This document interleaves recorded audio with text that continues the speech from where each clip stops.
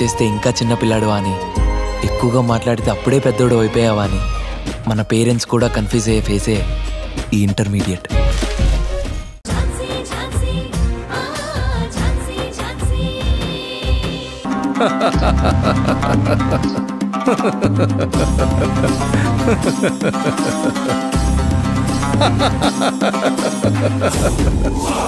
PP గారు, sorry your honour.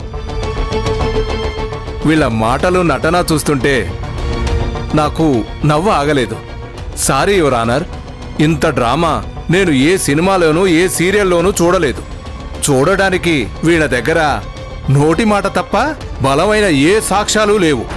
తన అల్లుణ్ణి రక్షించుకోవడం కోసం మృణాలిని గారు ఇంత పెద్ద క్రైమ్ని పక్కదో పట్టించాలని చూస్తున్నారు. టార్గెట్ కేసుల కోసం గౌతమ్ గారు అమాయకుడైన రావణ్ణి చంపేశారు.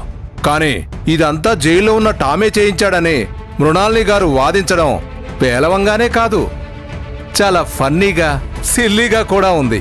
Objection my lord. నా క్లయింట్ గౌతమ్ గారు టార్గెట్ కేసుల కోసం కస్టోడియల్ క్రైమ్ కి పాల్పడేంత దుర్మార్గుడు కాదు.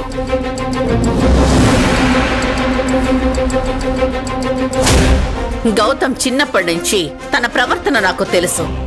ఇంట్లో ఎవరికి తను పోలీస్ డిపార్ట్మెంట్ లోకి వెళ్లడం ఇష్టం లేకపోయినా వాళ్ళందరినీ కాదని సామాన్య ప్రజలకి సర్వీస్ చెయ్యాలని ఒకే ఒక్క రీజన్ తో పట్టుబట్టి మరి పోలీస్ డిపార్ట్మెంట్ లో జాయిన్ అయ్యారు. ట్రైనింగ్ లోనే కాదు, జాయినింగ్ తర్వాత నుంచి ఇప్పటి వరకు తను ఎంత సిన్సియరో నాకే కాదు చాలా మందికి తెలుసు. ఒక పోలీస్ ఆఫీసర్ గా గౌతమ్ గారిని ఎంతో మంది స్టూడెంట్స్ ఇన్స్పిరేషన్ గా తీసుకుంటున్నారు. చాలా మందికి గౌతమ్ గారు రోల్ మోడల్ గా ఉన్నారు. తనెప్పుడు స్టేటస్ ని బట్టి కేసు ప్రొసీడ్ అవ్వరు. న్యాయం ఎటువైపు ఉంటే అటువైపే నిలబడతారు.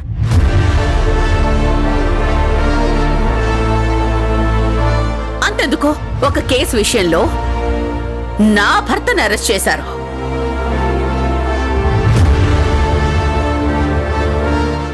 అరే, సొంత మేనత్తనైన నన్ను కూడా విచారణ కోసం స్టేషన్ కి పిలిపించారు.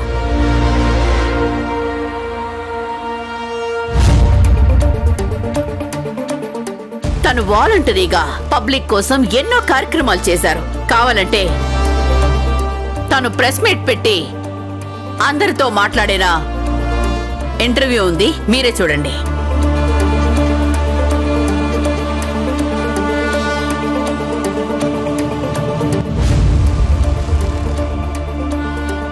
క్రైమ్ రేట్ ఎక్కువగా ఉన్న ఏరియాస్లో పాట్రోలింగ్ అవర్స్ పెంచుతున్నాం. అట్రాసిటీస్ని, డొమెస్టిక్ వైలెన్స్ని ఎదుర్కొనేలాగా అవేర్నెస్ ప్రోగ్రామ్స్ క్రియేట్ చేస్తున్నాం. ఏ కష్టం కలిగినా ఈ నంబర్కి కాల్ చేయండి, నేను వెంటనే అక్కడ ఉంటాను. ఈ విషయాలన్నీ పరిగణలోకి తీసుకుంటే తను ఎంత సిన్సియర్ పోలీస్ ఆఫీసరో మీకే అర్థమవుతుంది మై లార్డ్. నా క్లయింట్ ని కావాలని ఈ కేసులో ఇరికించిన వ్యక్తి జైల్లో ఉండి చక్రం తిప్పుతున్నాడు. పబ్లిక్ ప్రాసిక్యూటర్ గారు తనని తెరచాటునే ఉంచి ఆ నేరాన్ని ఒక సిన్సియర్ పోలీస్ ఆఫీసర్ మీదకు నెట్టాలని ప్రయత్నిస్తున్నారు. టామ్ ని కోర్టుకు పిలిపించి నిజాయితీపరుడైన నా క్లయింట్ ని రక్షించుకునే అవకాశం ఇవ్వండి మై లార్డ్.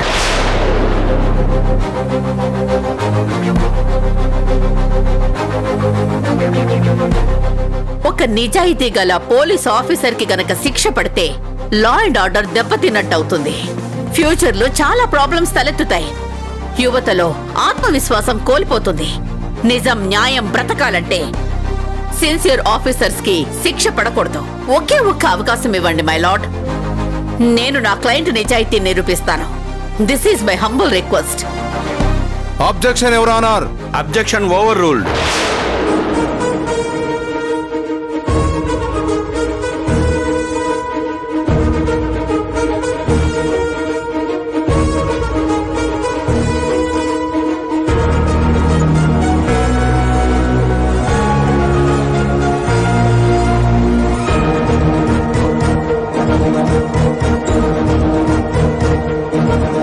ఈ కేసు పూర్వాపరాలు పరిశీలించిన పిమ్మట లాయర్ మృణాలిని గారి మాటల్లో ఉన్న నిజాన్ని పరిగణలోకి తీసుకొని టామ్ మీద ఉన్న అనుమానంతో అతను కూడా విచారించవలసిందిగా నెక్స్ట్ సెషన్లో టామ్ని కోర్టులో ప్రవేశపెట్టాల్సిందిగా ఆదేశించడమైనది.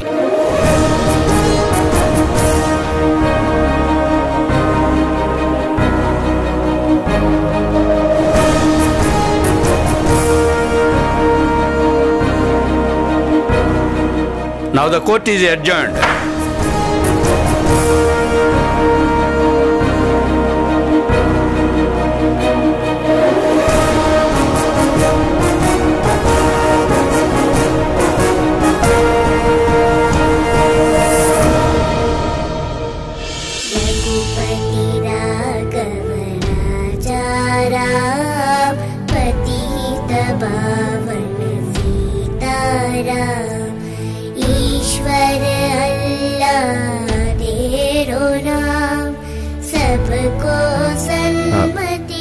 అమ్మా, అది ఎందుకు సార్ మా బ్రతుకుల్ని ఇలా చేశారు? మీకు మేమేం పాపం చేశాం? నేను నా బిడ్డ ఎలా బ్రతకాలి? నేను చెప్పేది. ఏం చెప్తారు సార్? ఏం చెప్తారు? నా బిడ్డ వాళ్ళ నాన్న కోసం ఎదురు చూస్తుంది. మాటి మాటికి నాన్న నాన్న అంటుంటే నా ప్రాణం పోతుంది సార్. నా భర్త ఏదైనా తప్పు చేస్తే సీరియస్ గా వార్నింగ్ ఇస్తే సరిపోయేది కదా. పోనీ జైల్లో అయినా పెట్టేయొచ్చు కదా. ఇలా కొట్టి చంపడం ఏంటి సార్? మా ఉసురు ఊరికే పోదు సార్. మీరు అంతకంతకు 10 రెట్లు అనుభవిస్తారు. అమ్మా,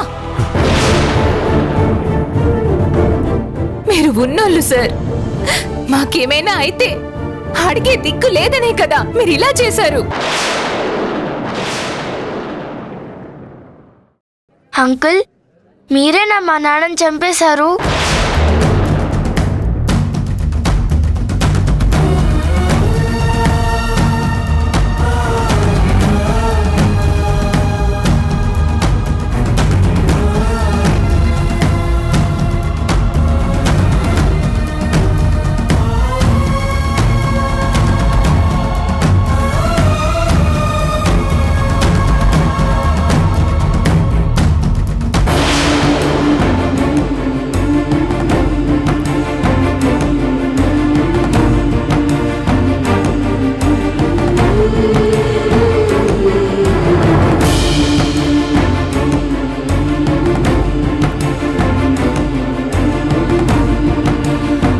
పాపా, నీ పేరేంటమ్మా? మహాలక్ష్మి. నీ పేరు నీలా చాలా బాగుంది. మా నాన్నే పెట్టారు.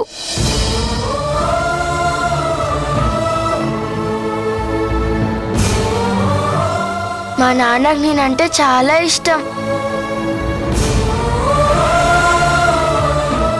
బోల్డెని చాక్లెట్లు, బోల్డెని బొమ్మలు తెచ్చేవారు తెలుసా?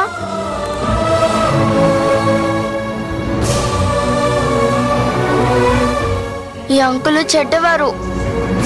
మా నాన్నని చంపేశారంట.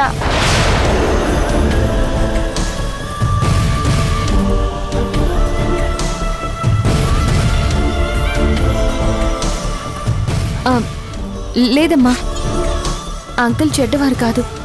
చాలా మంచి పోలీస్ ఆఫీసర్. మనలాంటి వాళ్ళందరికీ ఏదైనా ప్రాబ్లం ఉంటే ఈ అంకులే అండగా నిలబడతారు. అంతేకాని ఎవరికీ చెడు చేయరు. అవునవును, తెలుస్తుందిలేండి. వాళ్ళ నాన్నను చంపిందే కాకుండా ఇంకా ఈ జాలి దయ ఉన్నట్టు నటించడం ఎందుకు?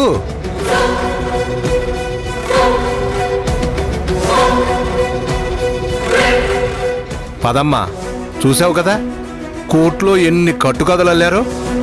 ఇంకా ఇక్కడే ఉంటే ఎన్నైనా చెప్తారు. పదండి.